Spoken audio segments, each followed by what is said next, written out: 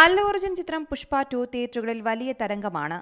ചിത്രത്തിലെ എല്ലാ ഗാനങ്ങളും ഹിറ്റാണെങ്കിലും ഫീലിംഗ്സ് എന്ന ഗാനത്തിന് കൊറിയോഗ്രാഫി സംബന്ധിച്ച ചില വിമർശനങ്ങൾ സമൂഹമാധ്യമങ്ങളിൽ സജീവവുമാണ്. ഇപ്പോഴിതാ ഫീലിംഗ്സിനെ കുറിച്ച് തുറന്നു പറയുകയാണ് ചിത്രത്തിലെ നായികയായ രശ്മിക മന്ദാന. സിനിമയുടെ റിലീസിന് ഏതാനും ദിവസങ്ങൾക്ക് മുൻപാണ് ഫീലിംഗ്സ് ഷൂട്ട് ചെയ്തത്. 5 ദിവസങ്ങൾ കൊണ്ട് അത് ചിത്രീകരിക്കുകയായിരുന്നു. ഗാനത്തിന്റെ റിഹേഴ്സൽ കണ്ടപ്പോൾ താൻ ഞെട്ടിപ്പോയി. കൂടുതൽ സമയവും താൻ അല്ലു അർജുന് മേലെയാണ് ഡാൻസ് ചെയ്യുന്നതെന്ന് രശ്മിക പറഞ്ഞു.